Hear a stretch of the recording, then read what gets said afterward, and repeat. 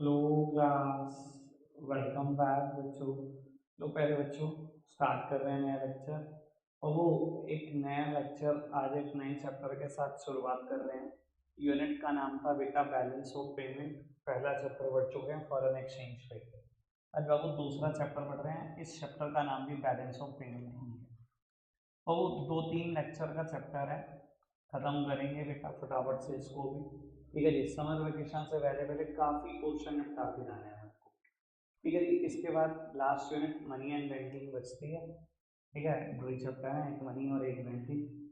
देख लो कितना लेट कर सकते हैं, जितना मर्जी डिले कर लो तब भी 30 जून आराम से खत्म होता है। जितना मर्जी डिले कर लो, जितना मर्जी।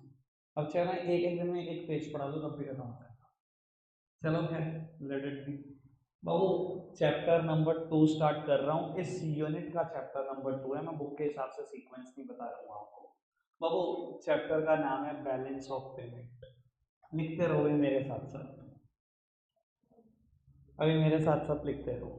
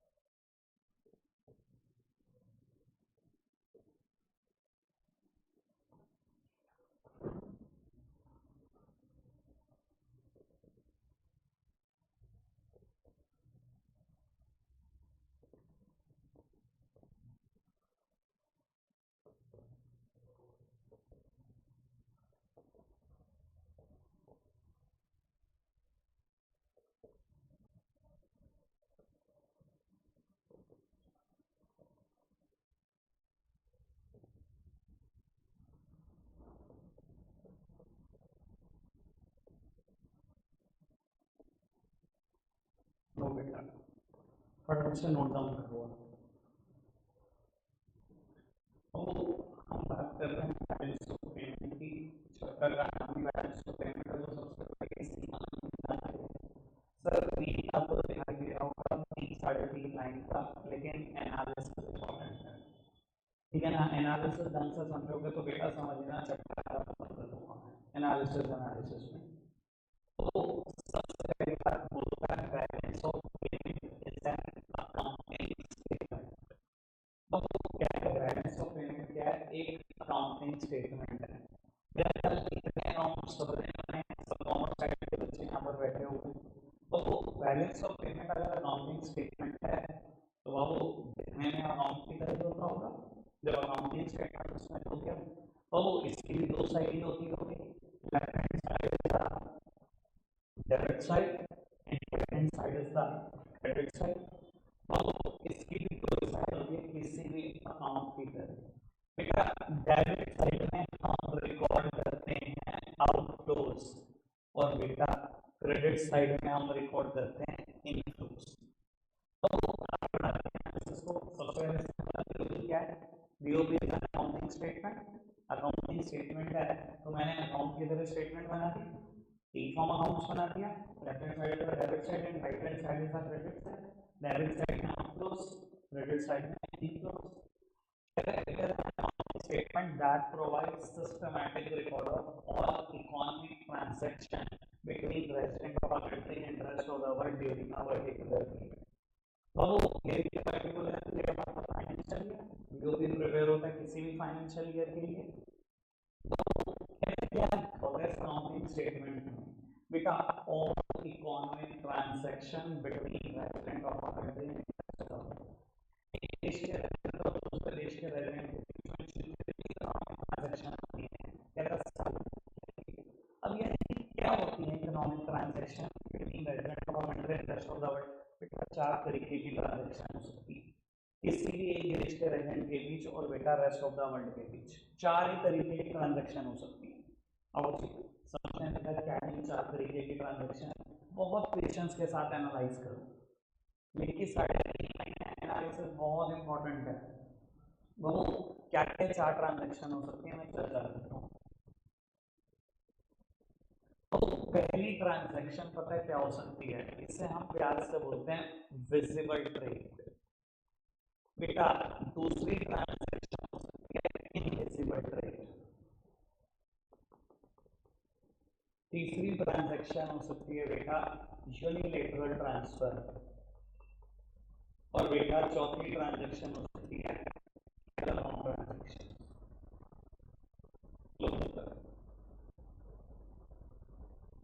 और आंसर समझने की कोशिश करेंगे। तो 4 तरीके की इकोनॉमिक ट्रांजैक्शन हो सकती हैं between resident of a country and rest of the world. सबसे पहले क्या है, विजिबल ट्रेड हो सकता है। बेटा विजिबल ट्रेड देखो, नाम से समझने की कोशिश करो। विजिबल ट्रेड वो ट्रेड जो आंखों से आराम से देखा जा सकता है। यानी कि बेटा अगर मुझे सिंपल भाषा में बोलना हो तो visible trade simply means trade off goods only. वो ट्रेड जिसमें सिर्फ गुड्स का व्यापार होता है, क्योंकि गुड्स आंखों से बहुत आराम से देखे जा सकते हैं। ऐसे ट्रेड को बोलते हैं विजिबल ट्रेड। कहते हैं एक ट्रांजैक्शन जो हो सकती है between resident of a country and rest of the world, वो है बेटा ट्रेड ऑफ गुड्स, यानी कि विजिबल ट्रेड। और अगर बड़े समझदार हो, सर विजिबल ट्रेड में ना एक्सपोर्ट ऑफ गुड्स हमेशा रिकॉर्ड होगा ऑन द क्रेडिट साइड, और बेटा इंपोर्ट ऑफ गुड्स हमेशा रिकॉर्ड होगा ऑन द डेबिट साइड। समझदार हो। अच्छा बात बताओ, अगर मैं गुड्स इंपोर्ट करूंगा मेरे देश से पैसा जाएगा, जाएगा आउटफ्लो है, कहाँ रिकॉर्ड होना चाहिए, डेबिट साइड, मैंने वहीं लिखा है। और अगर बेटा मैं एक्सपोर्ट करूंगा मेरे देश में पैसा आएगा, इनफ्लोज होंगे, कहाँ रिकॉर्ड होना चाहिए, ऑन द क्रेडिट साइड, वहीं रिकॉर्ड किया। तो दिक्कत आगे बढ़े। सर इनविजिबल ट्रेड क्या होता है, समझदार ने सोचना शुरू कर दिया। विजिबल ट्रेड क्या है, ट्रेड ऑफ गुड्स जो आराम से देखा जा सकता है। इनविजिबल ट्रेड क्या है, ट्रेड ऑफ, बोलो, ट्रेड ऑफ सर्विसेज।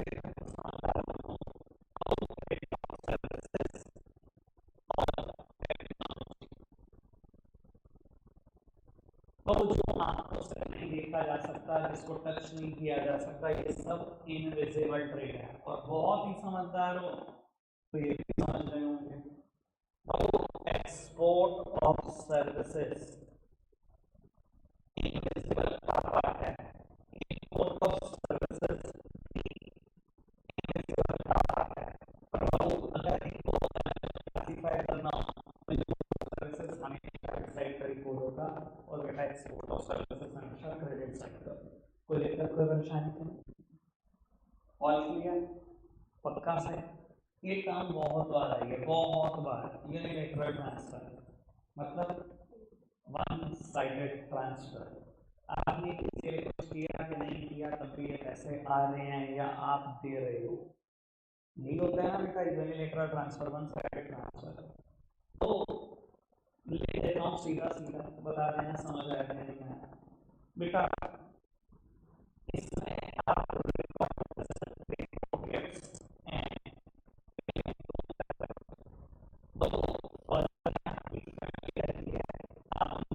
भेज रहे हो या रेमिटेंसेस भेज रहे हो ताकि फैमिली अच्छे से वहां पर जिंदगी जी सके। सर पैसा तो जा ही रहा है ना मेरे देश से, दोनों ही केस में, गिफ्ट बेचू चाहे पेमेंट बेचू, नहीं मेरे तो देश से पैसा जा रहा है। तो वो क्या होगा, ये आउटफ्लो है, रिकॉर्ड ऑफ टैक्स है।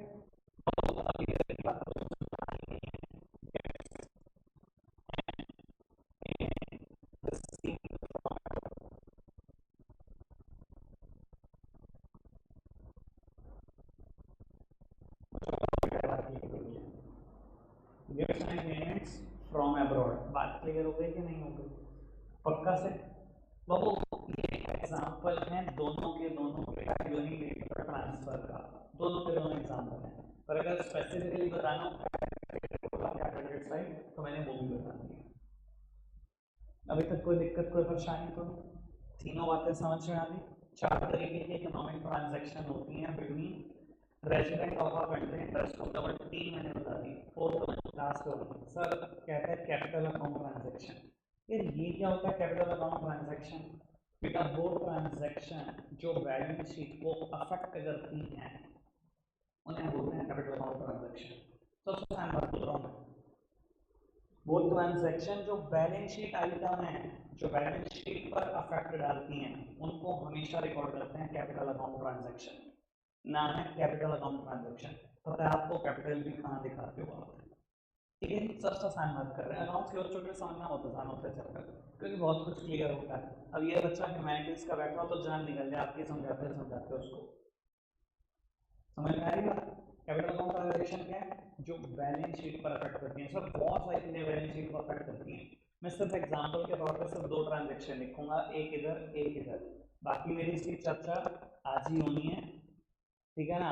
शुरुआत हो जाएगी 35 पर ही, ठीक है, या उससे भी पहले, ठीक है? 30-35 से पहले मैंने शुरू कर दूंगा, ठीक है? फिलहाल एक एक एग्जांपल इधर छोड़ रहा हूँ। सब सामने लोन फ्रॉम अब्रॉड। बेटा आपने अब्रॉड से लोन लिया, सब जानते हैं बैलेंस शीट अफेक्ट होगी। भाई आप कहीं से भी लोन लेते हो, लाइबिलिटी साइड दिखाते हो बोरोइंग्स, मैंने भी तो वही लिखा। अब वो अगर मैं अब्रॉड से लोन ले रहा हूँ, पहले तो ये सोचो पैसा आ रहा है कि नहीं आ रहा मेरे देश में, आ रहा है, इनफ्लो कहाँ रिकॉर्ड कर दो, और क्रेडिट साइड वहीं रिकॉर्ड किया। लोन टू अब्रॉड, अगर आपने अब्रॉड से लोन लिया रिकॉर्ड कर दो ऑन द डेबिट साइड। कोई सारी इकोनॉमिक ट्रांजैक्शन क्लियर हो गए जो किसी भी देश के रेजिडेंट और पूरे रेस्ट ऑफ द वर्ल्ड के बीच में हो सकती है। पक्का से एनालिसिस में काफी चलो फटाफट से।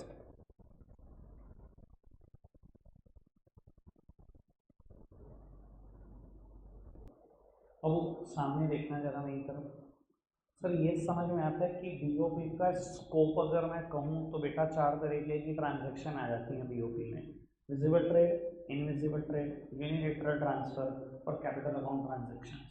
ठीक है बेटा, आपको पता है किसी ने काम सुनी है बैलेंस ऑफ ट्रेड, बीओटी? सुनी होगी यार, नहीं सुनी?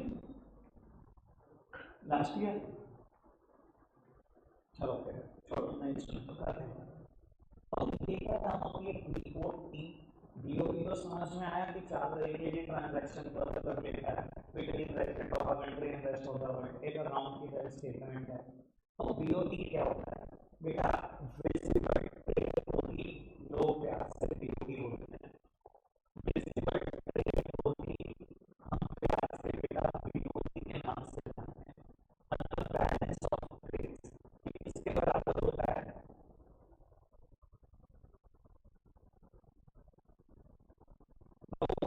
इसके बराबर होता है export of minus import of goods.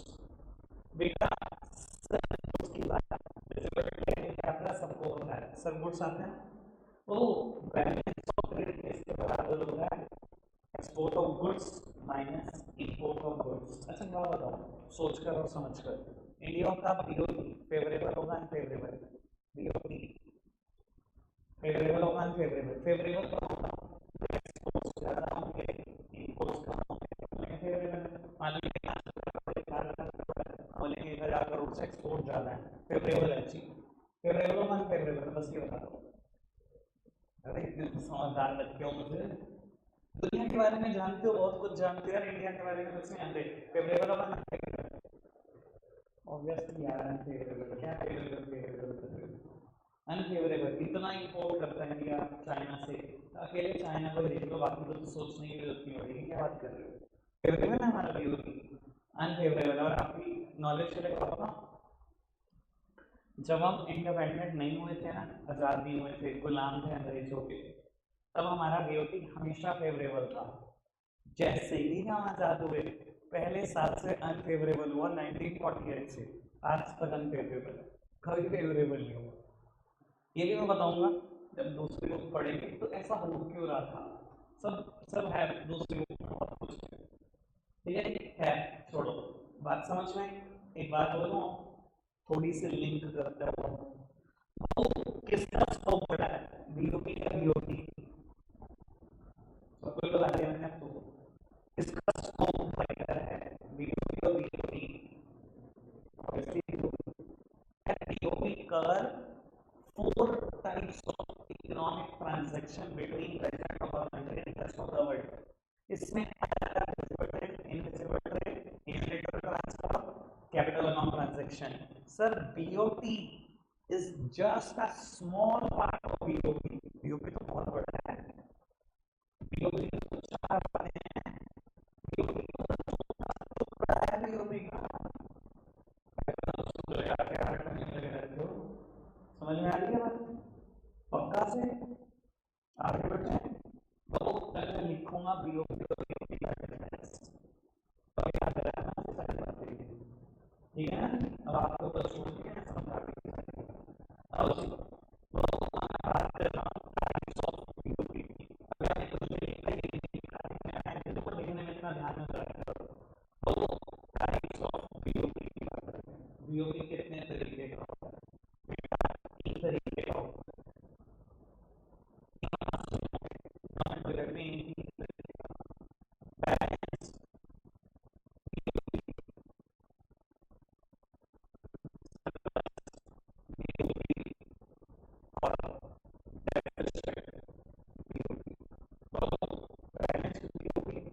Surplus BOP और डेफिसिट बीओपी। बैलेंस्ड बीओपी कब तक दिखता है? बैलेंस्ड कब होगा BOP balance? BOP set to be balanced when credit side is equals to debit side.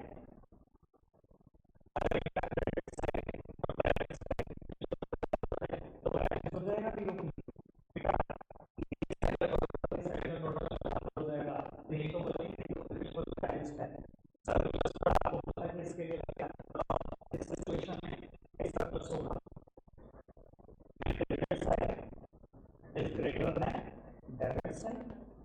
Then BOP is set to be surplus.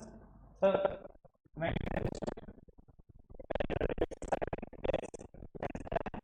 Debit side हम क्या बोलेंगे बेटा? Deficit BOP. कोई दिक्कत, कोई परेशानी? समझ में आ गया? तीन तरीके का बीओपी है। अच्छा, हमारी गवर्नमेंट का कैसा रहता होगा? जो बात गवर्नमेंट बारे में बोली थी दोबारा बोलूंगा, कैसा रहता होगा? गवर्नमेंट कुछ ना कुछ एडजस्टमेंट करके क्या करती है, बैलेंस को बना देती है। आता तो बेटा डेफिसिट ही है, गवर्नमेंट एडजस्टमेंट करके इसको क्या करती है, बैलेंस कर देती है, बस किसी ना किसी तरीके से। कोई दिक्कत, कोई परेशानी? आगे बढ़ जाए।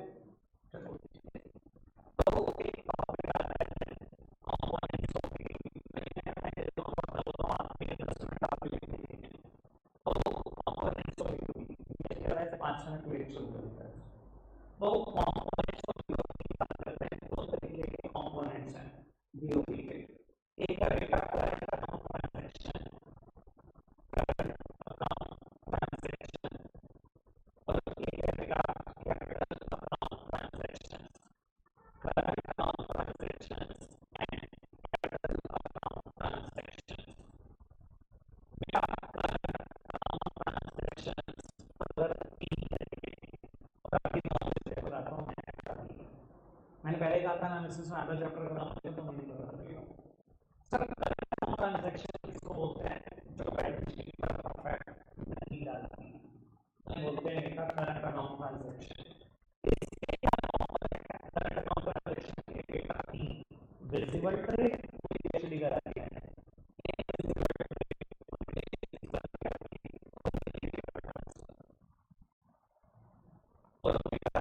Capital account transaction. इसके कंपोनेंट्स बेटा, इसके भी तीन कंपोनेंट हैं, और मैंने कहा था 3:30 बजे तो शुरू हो जाएगा टॉपिक, ठीक है ना? बाबू to and from abroad, to and from abroad, investment to and from abroad, और बेटा चेंज इन फॉरेन एक्सचेंज।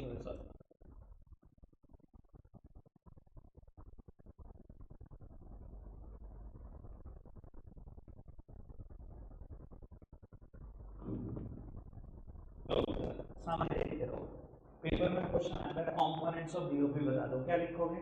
कितने कंपोनेंट है बीओपी के? दो। Current account transaction and capital account transaction, क्या फर्क होता है? ये बैलेंस शीट को अफेक्ट नहीं करती। Capital account transaction balance sheet को अफेक्ट करती है। तो कभी क्वेश्चन आता है पेपर में components of current account transaction, components of current account transaction, इसके कितने कंपोनेंट हैं? तीन, विजिबल आइटम, इनविजिबल आइटम और यूनिलैटरल ट्रांसफर, तीनों समझाया है। Trade off goods only, export of goods और इंपोर्ट ऑफ गुड्स आते हैं, इसी को गैर से बीओपी बोलते हैं। फॉर्मूला होता है export of goods minus import of goods. Invisible भी समझाया, यूनिलैटरल ट्रांसफर भी बताया, क्या क्या पक्का क्लियर है? आगे बढ़ जाए। कैपिटल अकाउंट ट्रांजैक्शन है, लिख तो दिए, इसके तीन कंपोनेंट हैं, समझाया अभी एक भी नहीं, तरीके से एक भी नहीं समझाया, अब तरीके से समझते हैं इसको। सामने देखना सब, कैपिटल अकाउंट ट्रांजैक्शन की बात कर रहा हूं, कैपिटल अकाउंट ट्रांजैक्शन की बात कर रहा हूं, कंपोनेंट की बात कर रहा हूं, पूरा नहीं यार बार बार लिखूंगा, हम समझ आएगा, बस समझने पे ध्यान दो।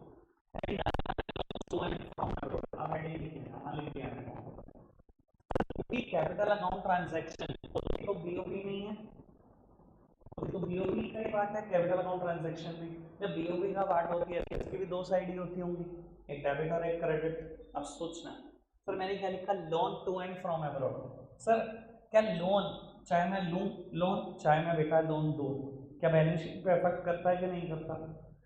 अकाउंट्स के बच्चे हो यार, लोन लूंगा बोरोइंग से लायबिलिटी है, सर लोन दूंगा एसेट्स है, लोन्स एंड एडवांसेस मैंने किसी को दे रखे हैं, वापसी आएंगे फ्यूचर, सीधी सी बात। सर क्या क्या रिकॉर्ड करेंगे बेटा, क्या क्या जाता है loan to and from abroad में? टोटल 4 ट्रांजैक्शन जाती हैं अगर बुद्धि लगा के सोचोगे। अगर बेटा मैंने अब्रॉड से लोन लिया तो ऑब्वियस सी बात है मेरे देश के पास पैसा आया, क्रेडिट साइड रिकॉर्ड करूंगा। अगर बेटा मैंने अब्रॉड को लोन दिया, मेरे देश से पैसा जा रहा है बेटा, डेबिट साइड रिकॉर्ड करूंगा। ये दोनों ट्रांजैक्शन तो मैंने वहां पर भी दे दिया था एग्जांपल, दो और आएंगी, सोचने वाले सोच लो। इंटरेस्ट तो बैलेंस शीट को अफेक्ट ही नहीं करता,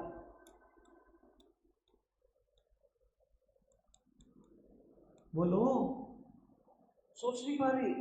लोन से रिलेटेड दो बातें और,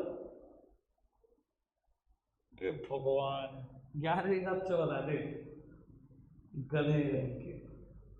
अच्छा एक बात बताओ कि मैंने अब्रॉड को लोन दिया, कभी तो वापस आएगा, जब वापस आएगा मेरे देश में पैसा आ रहा है जा रहा है? फटाफट बताओ, आ रहा है, credit side income, recovery of loan, कमान है तुम्हारी, क्या कमान। मैंने बाबू अब्रॉड से लोन लिया, कभी तो वापस करूंगा, जब वापस करूंगा मेरे देश से पैसा जा रहा है, रीपेमेंट ऑफ लोन। लोन से रिलेटेड 4 ट्रांजैक्शन समझ में आ गई? चार, कोई दिक्कत कोई परेशानी नहीं, सारी बैलेंस शीट पे इफेक्ट डालती है, सारी डालती है। आगे बढ़ जाए, आगे बढ़ जाए बाबू। कैपिटल अकाउंट ट्रांजैक्शन का सेकंड कंपोनेंट है investment to and from abroad, heading आप खुद लिख लीजिए, investment to and from abroad. आओ जी investment to and from abroad की बात करते हैं। सर मैंने अभी तक इसकी बात नहीं करी ना, इसका एग्जांपल दिया, आप ही बता दो क्या क्या आना चाहिए?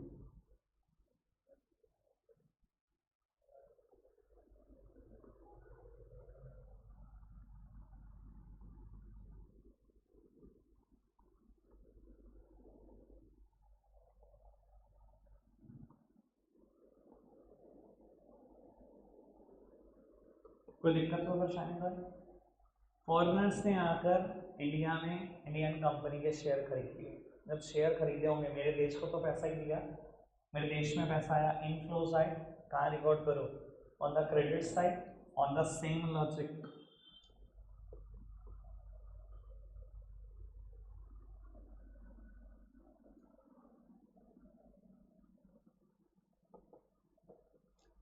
कोई दिक्कत कोई परेशानी तो नहीं?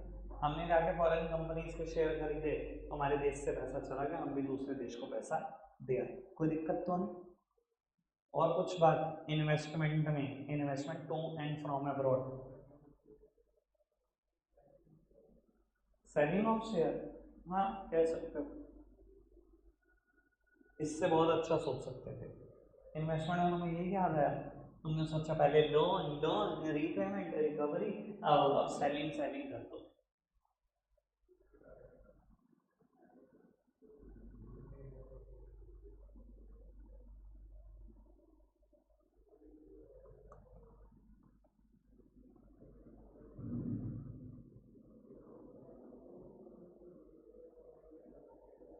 बताओ बात हो क्या है। अगर बेटा फॉरेनर्स इंडिया में आके किसी भी तरीके की रियल एस्टेट खरीद लें, कोई विला, कोई घर, कोई बंगलो, सब क्या है बेटा उनके हिसाब से इन्वेस्टमेंट है। मेरे देश में पैसा आ गया तो मैंने इंश्योरेंस में रिकॉर्ड कर ऑन द सेम लॉजिक।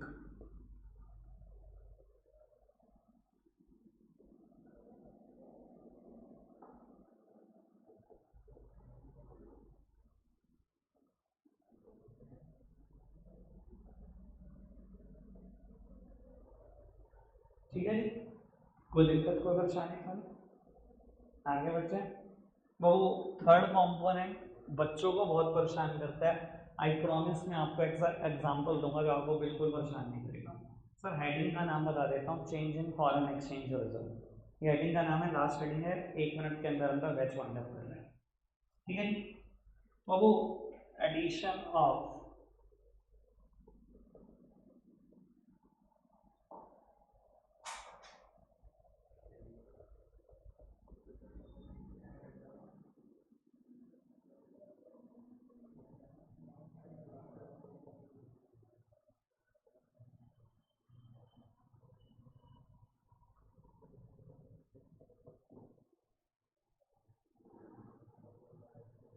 लोकतंत्र सामने देखना, addition of foreign exchange reserve और यहाँ लिखा है withdrawal of foreign exchange reserve. हमेशा बच्चे कंफ्यूज होते हैं, हमेशा मुझे कहते हैं भैया एडिशन तो इधर आना चाहिए ना, ऐसे आ रहे हैं पैसे आ रहे हैं, मुझे कहते हैं हमेशा विड्रॉल तो इधर आना चाहिए ना। बहुत बहुत बड़े बच्चे कंफ्यूज होते हैं, हर साल कंफ्यूज होते हैं। मेरा एक ही तरीका समझाने का मैं कोशिश करता हूँ, आपको भी वही तरीका बता सकूँ बेटा। बाबू फॉरेन एक्सचेंज रिजर्व इसको ना बेटा आप मान लो कोई कॉमोडिटी, यूएस डॉलर मत मान लो कोई कॉमोडिटी है बेटा। अगर मैं किसी कॉमोडिटी का रिजर्व अपने देश में बढ़ाना चाहता हूँ तो कॉमोडिटी खरीदूंगा। जैसे ही मैं एडिशन करूंगा उस कॉमोडिटी का, क्या बेटा मुझे पे करना पड़ेगा? क्या मेरे देश की करेंसी जा रही है मेरी जेब से? सर अगर मेरी जेब से जा रही है तो वो आउटफ्लो है, कहाँ रिकॉर्ड की जानी चाहिए? On the debit side.